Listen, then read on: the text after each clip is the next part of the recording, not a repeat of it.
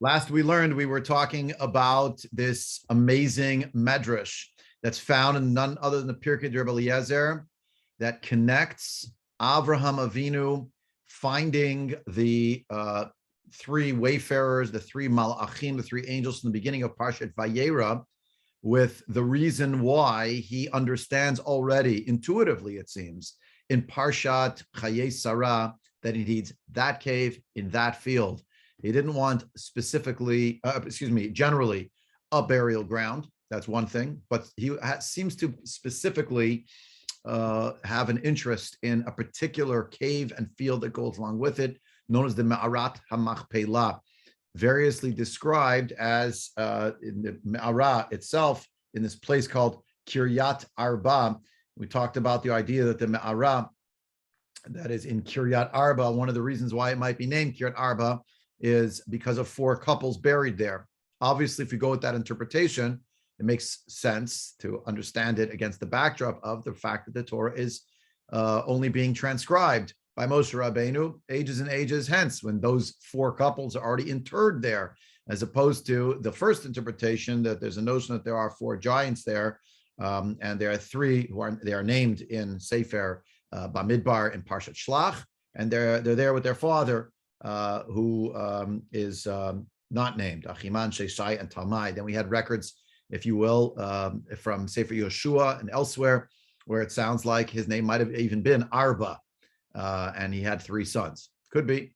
So the big discussion about it. But we went down a certain path to try to understand on a deeper level what's Avram Avinu's connection to that place. The four couples, the first of whom was already interred there in Me'arat HaMachpelah, many years earlier, obviously, but that Avram Avinu discovers it. When does he discover it? Specifically when he is welcoming the wayfarers. And so Pirkei de Rabbi Eliezer now on your screen, it describes here, Viratz, Avram ran, Lahavi ben Bakar, he went to go get the cattle, particularly the calf, I should say, that he was going to use to serve as the food. And we learned that when he did so, Ubarach lefanav ben Bakar v'nichnas le'me'arat hamachpela. It ran away from him, and it ran into the Me'arat hamachpela. V'nichnas acharav sham, and he followed it in. What did he discover inside? Umatzah sham Adam v'Chava shochvim. He found Adam and Chava lying in there. Al mamitot. They were on beds. Again, were there actually beds like today? No, but there's some kind of bed-like structure. V'yishim, they're sleeping. V'neirot dolkim alehem, and they have candles burning above them, above their heads, behind them, some such thing. V'reach tov alehem kereach nichoach. They have a wonderful, pleasing aroma, meaning they haven't decomposed, meaning that they're intact. Leficha chamad Me'arat HaMachpelah l'chud zat kaver. Therefore, Avram Avinu desired that place specifically. There's for those who like to drill down, the chemists among us who like to see the ingredients, if you will, the chemical way that we can look at the Torah. That's my analogy for talking about anagrams and the recombinance of letters. Another form of meaning, again, one could refer to as gematria, numerology, different layers of understanding. So they quote one of the commentators here to the Pirkei de Rabbi Eliezer, the Radal, Rav David Luria. He says, it's not accidental that you have the word Habakar as the same letters as Kavra, Kuf Bet Reish Hey, like a place that is a crypt. Okay, and he quotes it. Actually, the name of the Baal HaTurim, he says, is actually a mistake in the Baal HaTurim's iteration, the Talmud Sofer, but that's what he meant to say. That's in the commentary down here, that he went to that place, the place of Kivura. So Kuf Bet Reish Hey, Kivura, depending how you put the vowels on it, it's a written chaser. Okay, so let's learn through the story, but let's try to ask us as we're learning the story, why is this necessary? Why do we need to hear A, that there's any connection to Adam and Chava, B, that there's actually a story about how Avram discovered it, and we'll see there are a few more twists and turns. Amar livnei Yevus, he said to the Jebusites, Avraham said to the Jebusites, Liknot Me'arat HaMachpelah, he wanted to buy from the Jebusites the Me'arat HaMachpelah, he wanted to buy from them this particular cave, for a good price. Next page. Uvizahav, with gold, uvishtar ulam lachuzat kaver, and with a writ that would be basically a deed for all time, that it would be the holding place where Avram would be able to bury the family, would be the family burial ground. Asks the Pirkei Eliezer, so I'll preempt anyone who's going to write to me and shout, and with good reason. The Torah never calls them Jebusites. They're Hittites. Chitiyim. Ella al Shem ir Yevus nikru Yevusim. They are called Jebusites later on because of the fact that they moved and controlled a very important town called the town of the Yevusim. Meaning to say, the people who live in Yevus, who are called Jebusites, Yevusim, that's because of their citizenship. And that was their most important town. The other name, of course, for the place of Yevus is Yerushalayim. It was named so for whatever reason. The people who live there call themselves Jebusites, but really they're from the line of the Chitim. So that's written right here. Shebachol parshakan nikru b'nei chet. Rak the mefarish v'azil lahalan shmizaram hayuyosh v'Yushalayim area. You see the progeny of the b'nei chet ended up living in this town, which was the town known as the town of the Jebusites. So the town there, they were lahavdil Chicagoans versus Springfielders. So it's the same thing, same state, same region. The Hare Yehuda stretch up to Yerushalayim. So that became known as something else later on. It describes here that actually when this transpired, the people didn't agree. They simply said, "We don't accept. We're not going to sell you the place. We don't want you to have it." Hitchil koreh u'mishtachav elehem. Avram Avinu bowed down to them, not as a mark of respect, but here apparently to beseech them, according to this Medrash. Shenemar vayishtachu Avraham lifnei am haaretz. He bowed down before the people of the land. Amrullah said to him, "Anu yodim shakadosh baruch hu ati litein lecha ulezaracha et kol haaretzot ha'el." We know that Hashem, the Holy One, blessed be He, is going to give to you and your progeny all of these lands. So we want something in return. Kroti manu shua, make an oath with us. She'ein Yisrael yorshim bet ir Yevus ki im birtzonam shel b'nei Yevus. Make it so that there's an oath that forbids the Jewish people from taking the land known as Yevus, the city of Yevus, meaning Yerushalayim, unless the people of Yevus acquiesce. V'achar kach kana et Mearat Hamachpela b'mecher zahav uvichtav olam lachuzat olam. And then Avram seems to have agreed, and he did purchase at that time the Mearat Hamachpela using gold with the writ for an everlasting acquisition. Shenemar vayishma Avraham el Ephron, vayishkol Avraham el Ephron et hakesef shediber ba'oznei b'nei chet 400 shekel kesef over l'socher. That's what he paid him, etc. Me'asu anshe Yevus. What do the people of Yevus say as a result? Asut slamim shel nechoshet ve'emidu otan b'rechov ha'ir v'katvu aleim shvuat Avraham. They made images, means they made some kind of idols, basically. They could have been, there were idols clearly that had some ability to write on them. They weren't just objects. It was something else as well. They were made out of copper, and they put them in the city streets in that place. And what did they do? They wrote the oath of Avraham, namely, he will not take it by force, but only with their agreement. So that is what causes the problem in Shmuel Bet that we studied, those of us on the call who have been fellow travelers through Nevi'im. So we saw Shmuel Bet, Perek, Hey, Vav, etc. I don't know, 3 years ago, 4 years ago, maybe more when we got there. So we looked at it, maybe it was 2 years ago, 3 years ago. So we looked at this conundrum. The Jewish people arrived, David HaMelech arrives, Uchsebau, next page. Yisrael la'aretz ratzu likanes. They wanted to go into the city of Yevus. That's Yerushalayim. Be'ira Yevusi. V'le'yicholim likanes. Mipnei ot brit shvuat Avraham. Shenemar, as it says in Sefer Shoftim, that he would see Yosef Yerushalayim. That's not when they came, but they wanted to go in, but they couldn't because the Jebusites were living in Yerushalayim and they didn't let them in. at that time. At that time, Shoftim. But the next book, years later, David when David reigned and he wanted to go into the city of the Jebusites, they simply didn't let him do it. David, you won't come here. Chapter 5, right? All right. He said, nope, you can't come in. But the Jewish people, there were many Jews, they should have been very much able to get in and to conquer it. They had the people. It's against one city state. Elamikoch breached what Avraham. They because of this oath. That's what it meant. You can't come in juridically because your forefathers signed on it.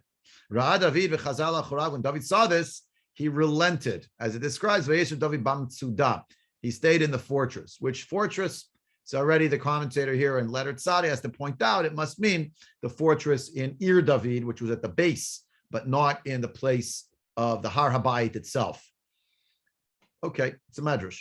Amru lo ein ata yachli likanas be'ir hayevusi ach tasir kol hatzlanim halalu shekatuv aleihem ot shvuat Avraham.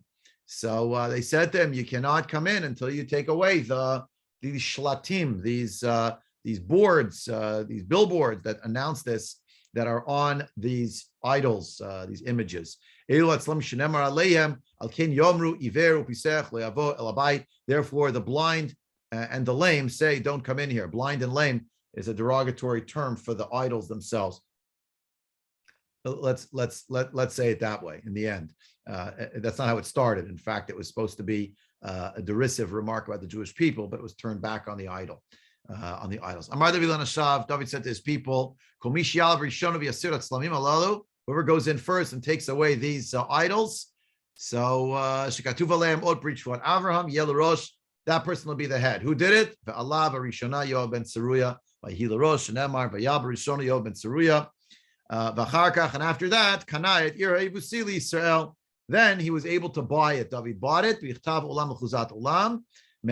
So how did he do it? How did he purchase it? From whom did he purchase it, etc.? So first of all, he took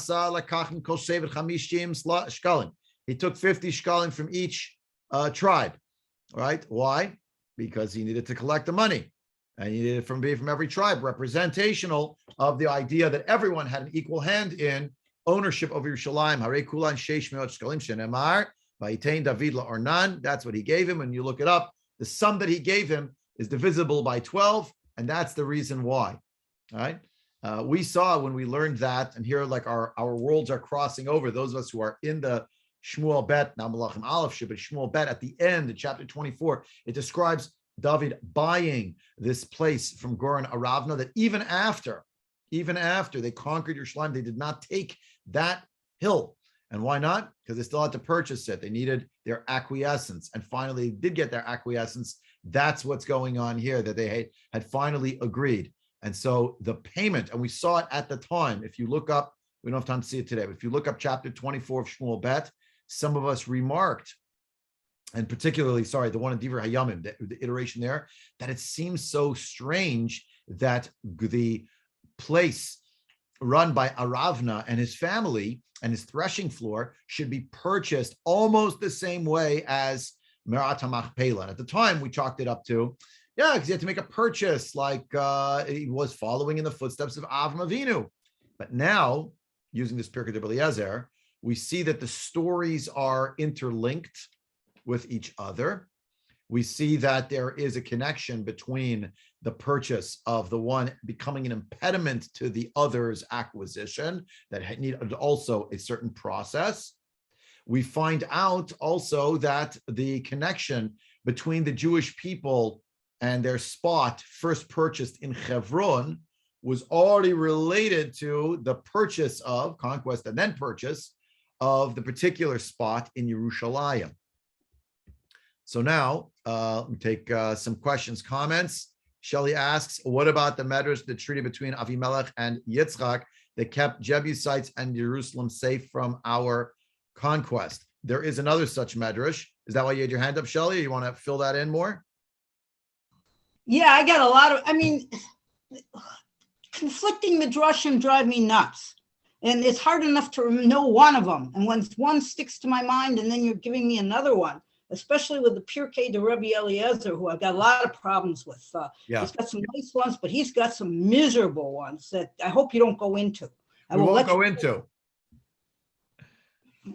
There's one about Yitzchak. We don't want to go there. We're not going to go in there. But stop. If you start that, then we're going to open a whole different can of worms that I can't get out of. Let's focus on what we have in front of us, please. You said something amazing about Avimelech. What were you going to say? Yitzchak Avimelech, Yerushalayim. Okay, there's a treat going to be the treaty later on between Avimelech, and it's going to be in. I guess it's going to be a Toldot, or it's going to be here in Chayei Sarah. Toldot. It's Toldot. We read it. Toldot. Okay, that Yitzchak makes a treaty with Avimelech that he's not going to attack him or take over for himself, his children, and maybe it's his grandchildren. Right. And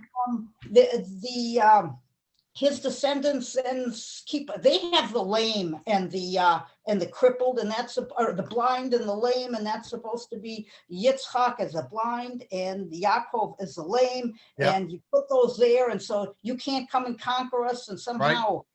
Hundreds of years later, or maybe with the Jebusites, they're putting that in Jerusalem, and we're not coming in.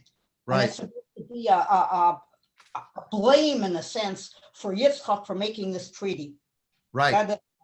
Well, blame, or it's somewhat connected to him. If you look at the next line of the Medrash, I wasn't going to go that far, but since you brought it up, it's right here. It's the next lines.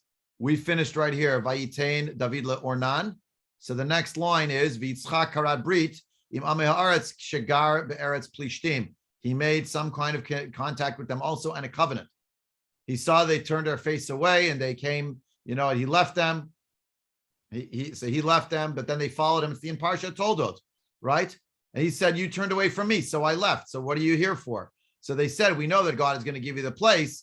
Make a covenant with us." It goes on and on. Make a covenant with us. And there'll be something that we'll have to have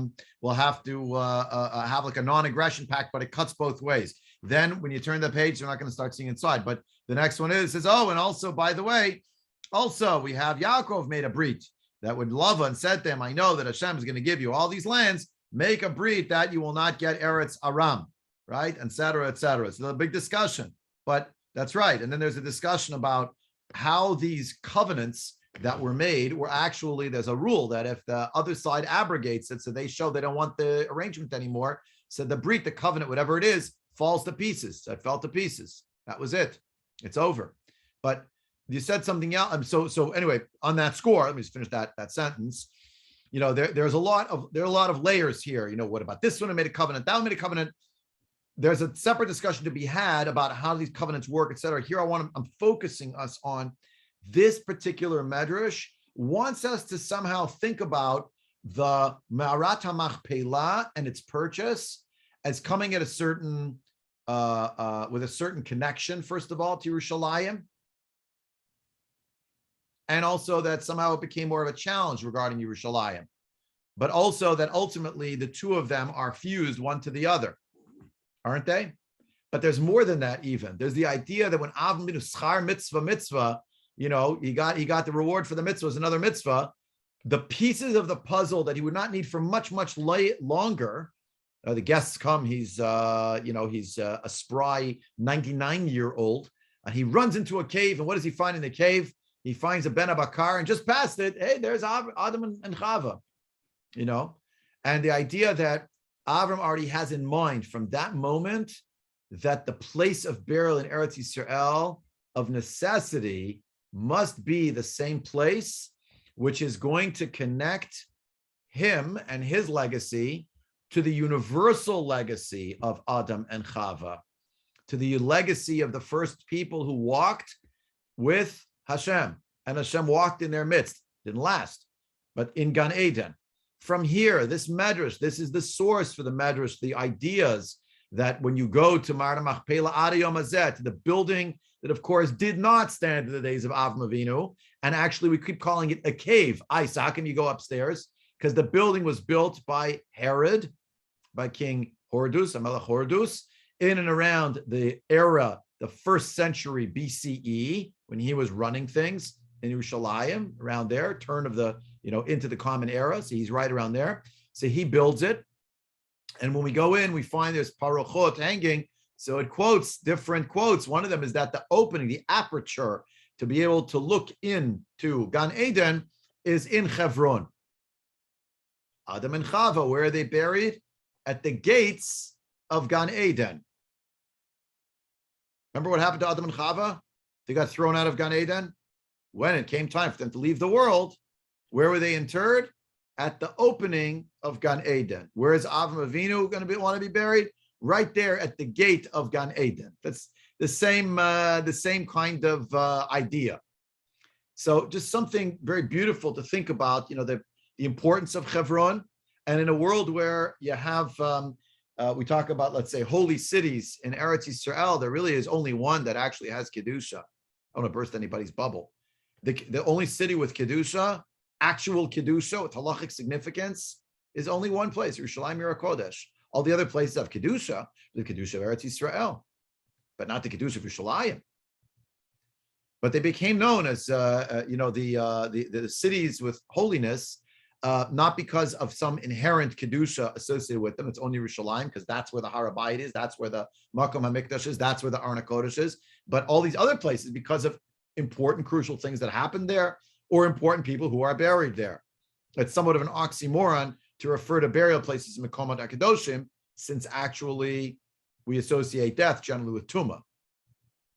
But the idea that Adam and Chava are interred just outside of Gan Eden, they're just on the way to Gan Eden, but they're not actually in Gan Eden.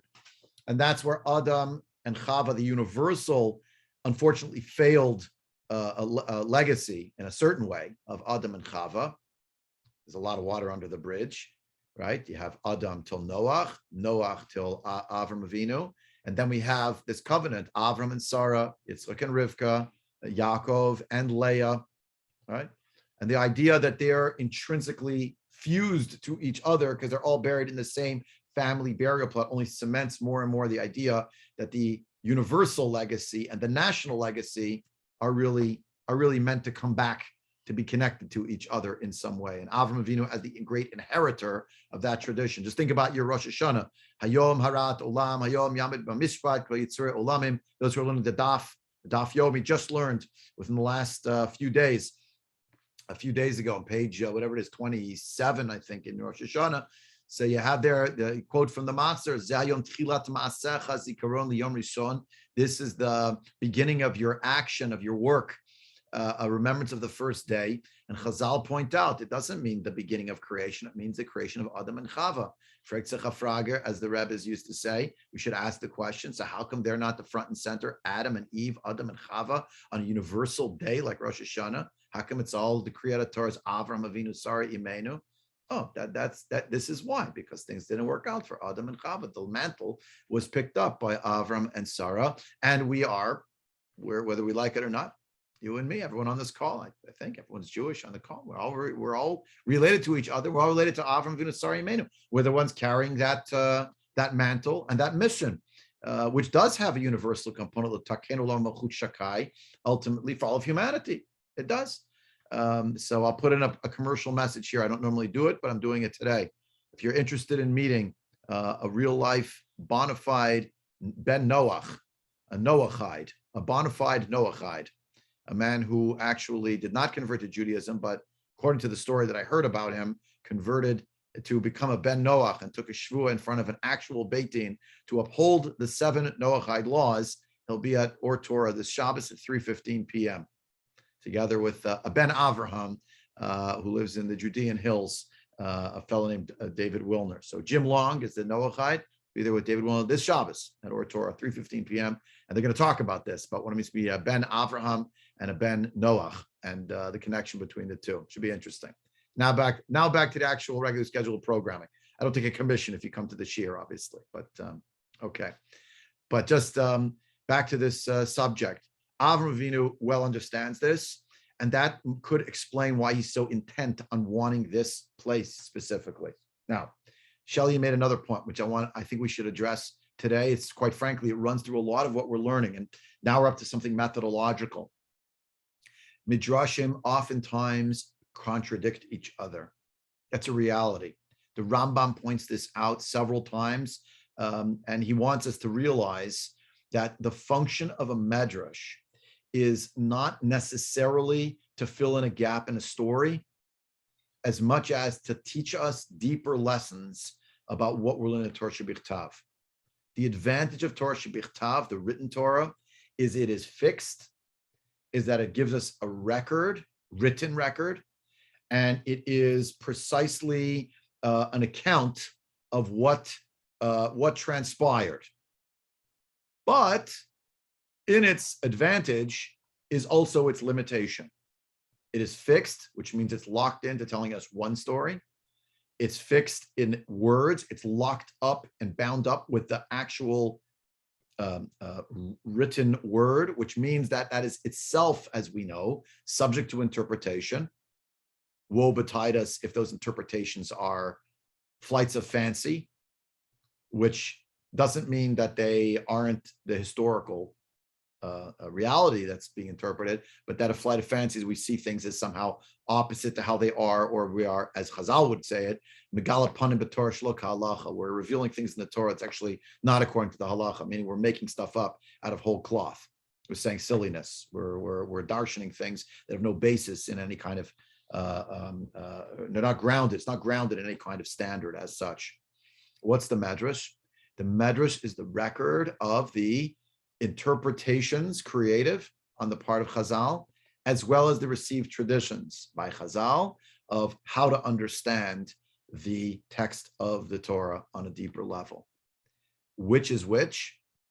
I say many times, lo yodea. It was not told to us. We have an inherent sense over time, maybe it's no more than an emotional reaction, that certain midrashim, this is what happened. And certain midrashim, yeah, maybe not. So I always draw on the easiest example that I can find, because everyone knows it. The story of Avraham and the idols. As a little boy, that he smashed the idols in his father's house, that he was thrown in a fiery furnace. Nishma, it's mashma that this is what happened. Yeah, mashma. It would explain to us like where's this early history and what have you. We don't have a competing story other than that Medrash. We're left with a big question. So why isn't it in the Torah itself? The Ramban engages this question, right? And then we ask ourselves on a third level, is that story, there's a story of a fiery furnace. Literally, he's a fire walker. He's a, he has this capacity to be a, what's the name of the lizard that goes through fire? Help me. There's a lizard they say is fireproof. Featured in Fahrenheit 451, the Ray Bradbury story. I'm blanking. It's not a chameleon. I'll remember soon. Okay, I'll have to Google it or something. So that maybe that's not actually the story. Maybe there's something else that happened. But the story to be drawn out for us, in order to be able to, feel that we're connecting to the previous story. It told us in a certain way.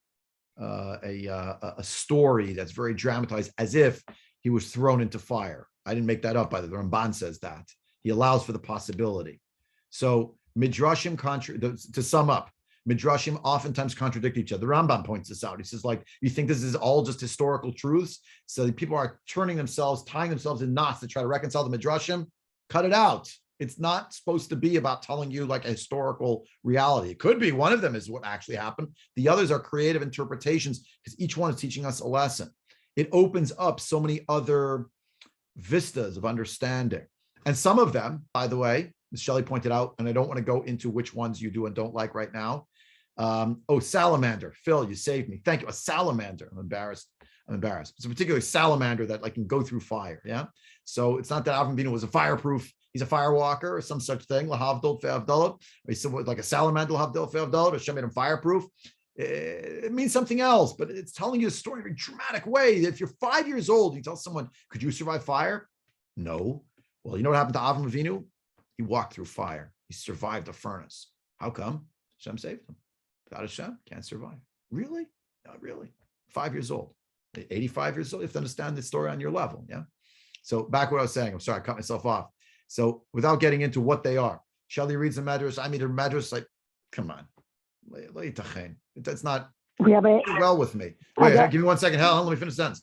It doesn't sit well with me. Okay. Guess what? Unlike halacha, where in the end there's a bottom line and no one's asking your opinion, not my opinion. That's what the halacha is. Okay. So the halacha, but when it comes to Medrash, So if it's a medrash, it's not an ikar emuna. You have to say every medrash is taken literally. This was, by the way, one of the big debates that was going on between the Rambam and his school and some of the Mefarshei Tanakh next to him.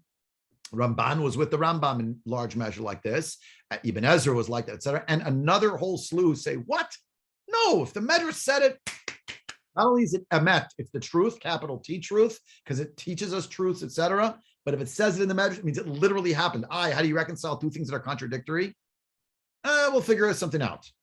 And that's a whole study in and of itself to try to figure it out. Yeah, reconcile. Okay, Helen, go ahead. Okay, this might be a picky Eunice little thing. So you said every tribe has to give 50 shekel. Now Every tribe. That's the story in Divrei Yamim. Yeah. Okay, so I'm going to make a silly example. We're going to rename Harry Potter Shimmy. When we open up the book, we find poor Shimmy has to live in a closet by very unappreciative relatives. Okay. So we find Shimon embedded in other areas. So is he supposed to still give 50 shekel when there's poor Shimmy in the closet? I'm missing something about this analogy. You're saying that okay, how come all the tribes give 50? Shimon is embedded in other tribes. Oh, right. He doesn't have his own territory. So why does he have to give 50?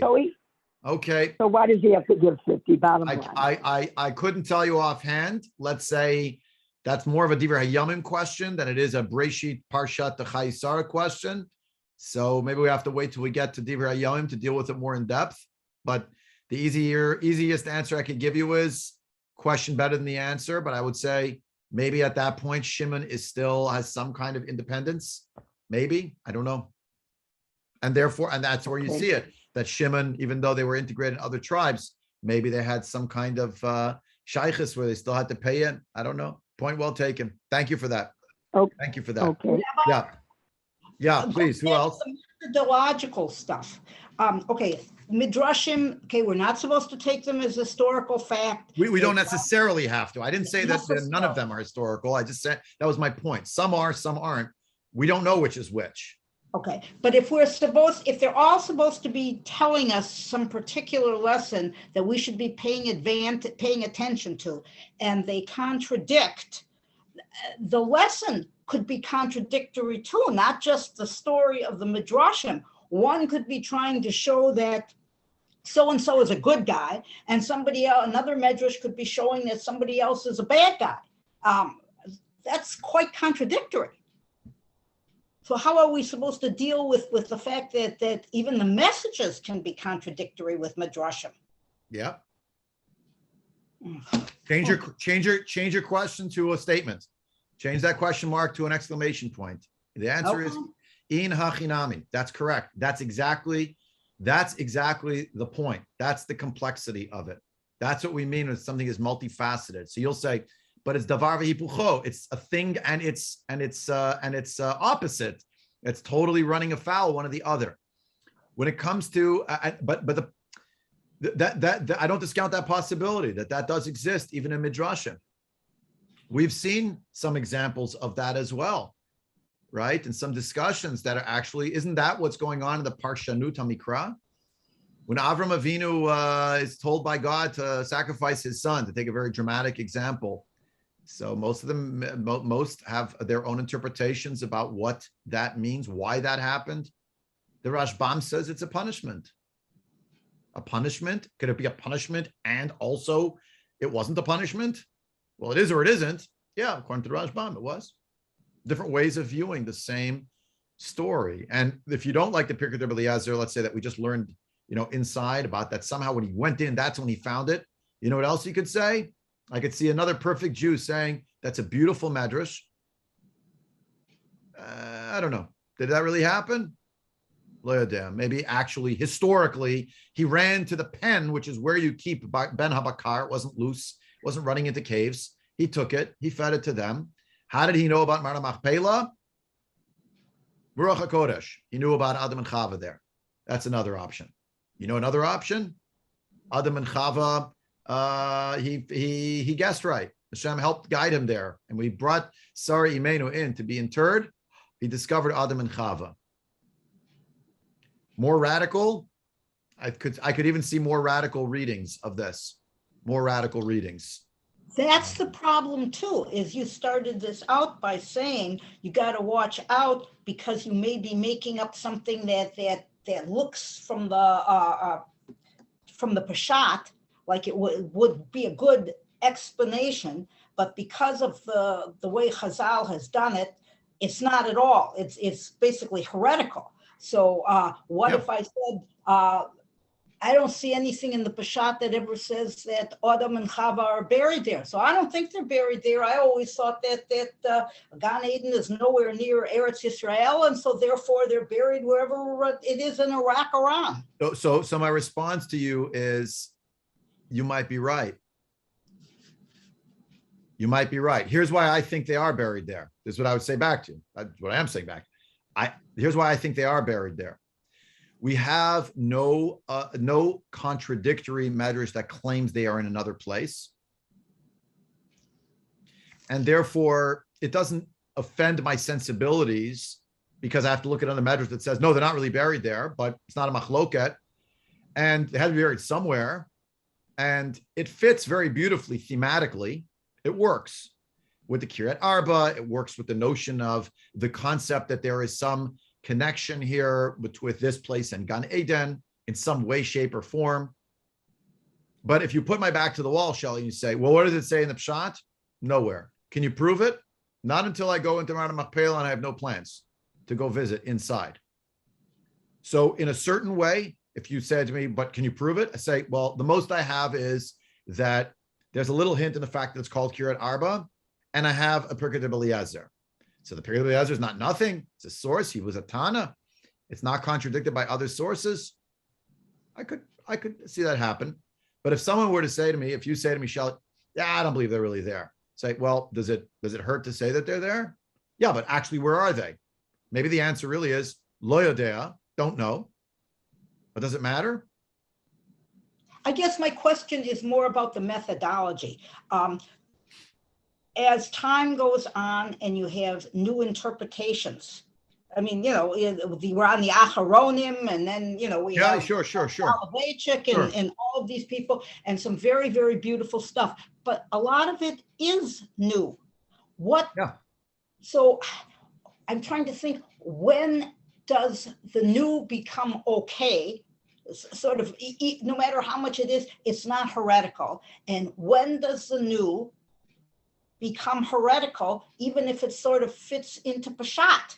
It's an ongoing discussion that's happening right now as we speak among those who are learning Tanakh seriously in Eretz Yisrael right now. This is within the world of the Dati Le'umi world, I would say. That's predominantly where it is. This is exactly part of the discussion. How far can you go before you've just gone over the edge? And we're not talking about people who are writing things that are, running afoul of Ikari Emuna. We're talking about what the Rashbam writes in Parshat Vayeshev, that he claims that Rashi, his grandfather, told him that if he had time, he'd go back and write another Perush according to the pshat that is mitchadesh all the time, the understandings, the more direct understandings that come up that are new all the time. This is a debate that's going on right now. Some would take more of a small c conservative approach, and more take a more liberal approach, and that's the part of the ferment of the discussion is, okay, what are the parameters?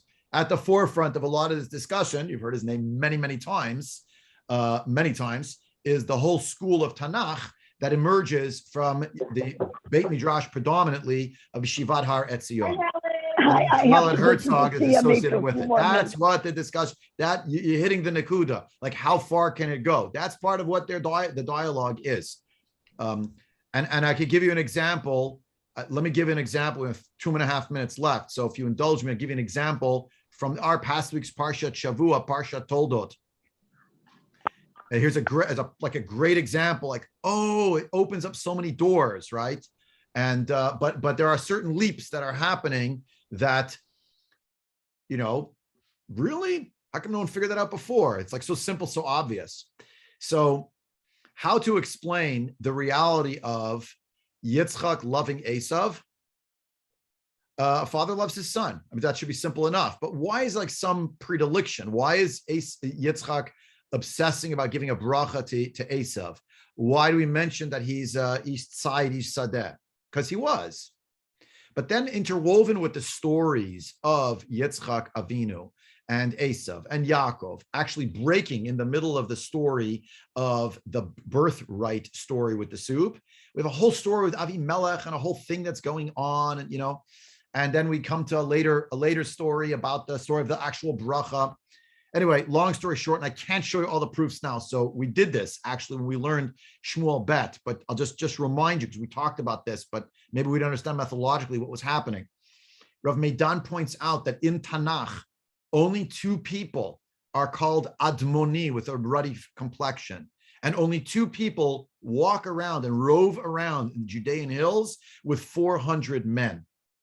And those two people are Esav. David and Esav. Exactly, and David HaMelech.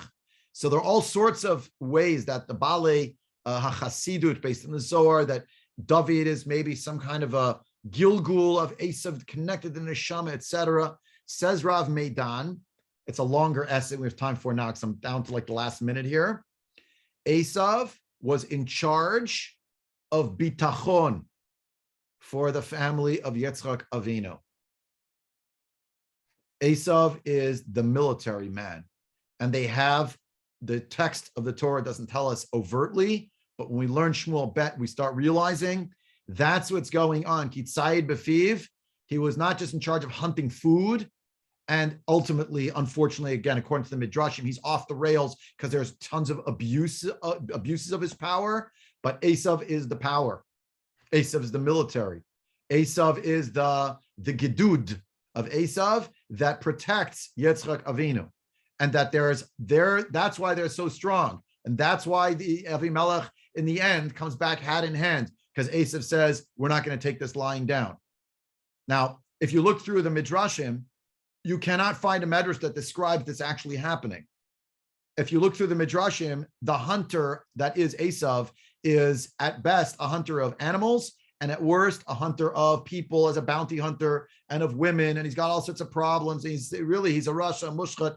What does Yitzchak see in him? Why does he want to give him the bracha that he wants to give him? Because he understands that Esav will be the one to be the great protector. He'll be the tzava, and Yaakov will be the brain. Yaakov will be running things in another vein. And you see this, the Sephorno hints to this idea in Parsha Toldot, that's where the bracha of Esav, the bracha of Yaakov, there were supposed to be two brachas all along. And Esav was going to get the bracha of physicality because he was going to be like the Zvulun, the guy who's doing the business and the military, running things, leadership. And Yaakov, he's going to be Torah and spirituality and Ruchniut, and the two of them, Yisachar, Zvulun, they're going to live together, but it didn't happen.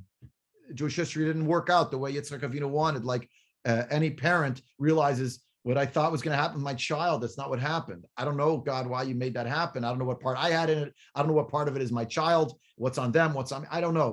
I don't know. That's Yitzchak Avinu. That's Rivki Imenu. So when you look through the story of Parsha Toldot, says Rav Meidan, look carefully, and you see that Yitzchak understood that Esav was going to be necessary, and the force Hakol Kol Yaakov Yadayim Yadei Esav, but those Yadayim were going to be very important for Klal Yisrael. Now, you could see another person saying, excuse me, Rav Meidan, do you see a Medrash that says that? Is there a Gemara that tells you that explicitly? No and no? So you made it up.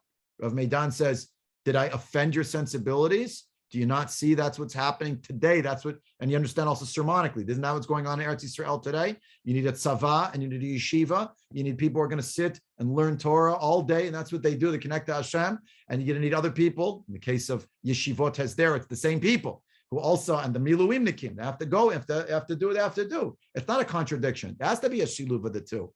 And how do we know, says Rav Meidan? Look at David HaMelech. David HaMelech is the great head of the Sanhedrin. He's the great Talmud Chacham. He's the great, right? The Gaskim Shilas throughout Shas, all discussions. But David HaMelech is the great warrior. He's the king. He's got problems. He's got moral issues. So, Inyan Shali, like, how far does it go?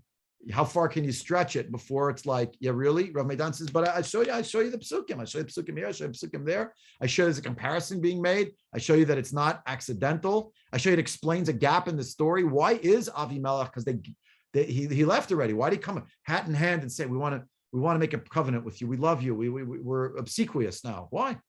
Oh, because they realize. I think it's brilliant, and I just want to know one thing. Yeah. Does archaeology ever come into it for somebody like Rav Meidan? Absolutely, it does. Absolutely. He goes back and he says, look, we found this, we found that. So how do we, yeah, but what's the point? And, I'll end with this, and you'll tell me like, it's sort of like, yeah, come on, really? It's not a blank check, but over time, I would say a person, so I'm picking on Rav Meidan. There's a whole school of people like this, right? A person like Rav Meidan, he's coming from a perspective of Emunah, and there are times when he's saying things where others within the same school say, not true. He has all sorts of these very creative theories, and other times say, he struck a chord, like, we figured something out that we didn't know before, and sometimes it is related actually to the realities of, never mind archaeology, just topography, geography, right? You're there. So if you live in France and you never went to Eretz Yisrael, I said this the other day. I don't know. Maybe it takes 3 days to walk from Hebron to Yerushalayim. It could. Really? Have you ever driven it? It could take some time, but mamash shlosha yamim? No, it's not 3 days walk. Maybe if you're walking, a few steps and you stop and you go a few steps. He had a mitzvah. The whole point is he went with alacrity. Sataka, maybe he wasn't in Hebron. Maybe he really was in Beersheba when he got the call from Hashem. Maybe they moved back there and nobody knew. Maybe there's some other reason why it took 3 days. The Midrashim fill in. But Rav Meidan, like you're standing bashetach, you see what happened. You see where Har Gilboa is. Oh, that's where Shaul was. Oh, that was the valley. Oh, there's the mountain. You understand? So applying those things, that's part of what it means. We came back to Eretz Yisrael, and the Torah is so much enriched by being back in Eretz Yisrael. The earliest people to do this, I'm way over time over here, Ramban. When Ramban went back to Eretz Yisrael, Ramban said, I see all these places we didn't know before. And I see it with my eyes. There's a thing with the Machzir Shekel, and he saw where Rachel Imenu's buried. He had questions, he had issues. Okay, Helen, you want to say something? Please go ahead. And I want to let everybody go. Helen, you're welcome to the last comment. And we're going to gather next week. I'll shut the recorder so you could say, go